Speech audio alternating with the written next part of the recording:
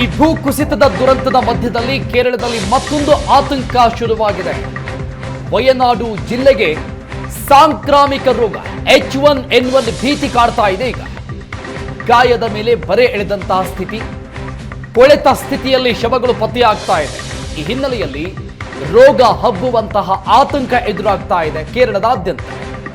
ಸಾರ್ವಜನಿಕ ಸ್ಥಳದಲ್ಲಿ ಮಾಸ್ಕ್ ಕಡ್ಡಾಯ ಮಾಡಿ ಆದೇಶವನ್ನು ಹೊರಡಿಸಲಾಗಿದೆ. H1N1 ತೀವ್ರತೆ ಅರಿತು ಸೂಚನೆಯನ್ನ ಕೊಟ್ಟಿದೆ ಆರೋಗ್ಯ ಇಲಾಖೆ. ಮುಂಜಾಗ್ರತಾ ಕ್ರಮಗಳನ್ನು ತೆಗೆದುಕೊಳ್ಳಲಾಗ್ತಾ ಇದೆ. ಒಂದು ಕಡೆ ದೊಡ್ಡ ದುರಂತ, ಅದರ ಬೆನ್ನಲ್ಲೇ ಮತ್ತೊಂದಿಷ್ಟು ಆತಂಕಗಳು ಕಾಡ್ತಾ ಇದೆ. H1N1 ಹೆಚ್ಚಾಗುವಂತಹ ಭೀತಿ ಹಿನ್ನೆಲೆಯಲ್ಲಿ ಒಂದಿಷ್ಟು ಕ್ರಮಗಳಿಗೆ ಅಲ್ಲಿನ ಸರ್ಕಾರ, ಆರೋಗ್ಯ ಇಲಾಖೆ ಮುಂದಾಗಿದೆ. ಪ್ರತಿಯೊಬ್ಬರು ಕೂಡ ಮಾಸ್ಕ್ಗಳನ್ನು ಕಡ್ಡಾಯವಾಗಿ ಧರಿಸಬೇಕು ಅಂತ ಆದೇಶವನ್ನು ಹೊರಡಿಸಲಾಗಿದೆ.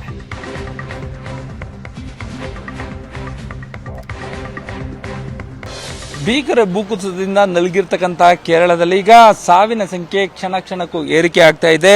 ಸಾಮೂಹಿಕವಾಗಿ ಒಂದೆಡೆ ಕೂಡ ಎಲ್ಲ ಶವಗಳನ್ನು ತಂದಿರಿಸಲಾಗ್ತಾ ಇದೆ. ಇದರ ನಡುವೆ ಈಗ ಮತ್ತೊಂದು ಆತಂಕ ಕೇರಳದಲ್ಲಿ ಸೃಷ್ಟಿಯಾಗಿರ್ತಕ್ಕಂಥದ್ದು.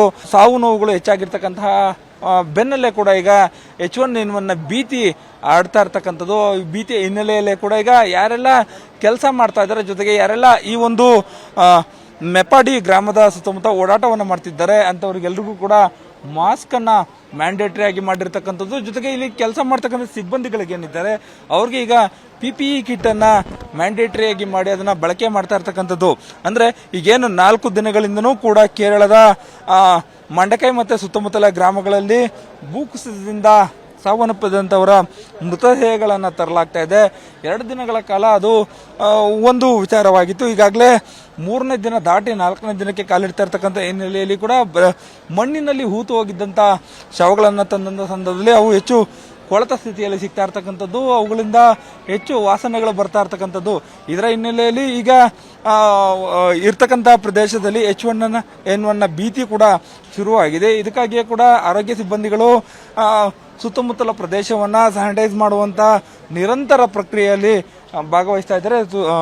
ಪ್ರತಿಯೊಂದು ಸ್ಥಳವನ್ನು ಕೂಡ ಯಾವುದೇ ಕಾರಣಕ್ಕೂ ಏನು ತೊಂದರೆಗಳಾಗಬಾರ್ದು, ಬರುವಂಥವ್ರು ಎಲ್ರಿಗೂ ಕೂಡ ಸ್ಯಾನಿಟೈಸ್ ಮಾಡುವಂಥದ್ದು ಅದೆಲ್ಲವನ್ನು ಕೂಡ ಮಾಡ್ತಾ ಇದ್ದಾರೆ. ನೀವು ನೋಡ್ತಾ ಇದ್ದೀರಾ, ಪ್ರತಿಯೊಬ್ಬರು ಸಿಬ್ಬಂದಿಗಳು ಯಾರಿದ್ದಾರೆ, ಸಿಬ್ಬಂದಿಗಳು ಎಲ್ಲರೂ ಕೂಡ ಈ ಒಂದು ಸ್ಯಾನಿಟೈಸರ್ನ ಮಾಡ್ಕೊಳ್ತಾ ಇರಬೇಕು. ಜೊತೆಗೆ ಇಲ್ಲಿ ಯಾರೆಲ್ಲ ಬರ್ತಾರೆ ಅಂಥವ್ರಿಗೆ ಮಾಸ್ಕ್ಗಳನ್ನು ಕೊಟ್ಟು ಕಡ್ಡಾಯವಾಗಿ ಮಾಸ್ಕನ್ನು ಬಳಸಬೇಕು ಅಂತ ಹೇಳ್ತಾ ಇದ್ದಾರೆ.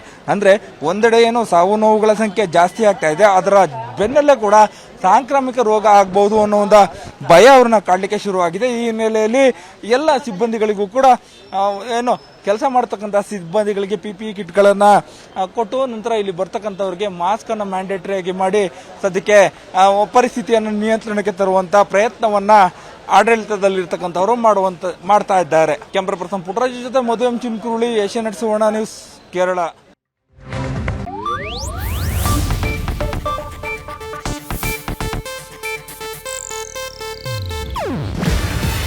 ಇದು ಏಷ್ಯಾನೆಟ್ ನ್ಯೂಸ್ ನೆಟ್ವರ್ಕ್ ಪ್ರಸ್ತುತಿ. ನೀವು ನೋಡ್ತಿದ್ದೀರಾ ಏಷ್ಯಾನೆಟ್ ಸುವರ್ಣ ನ್ಯೂಸ್.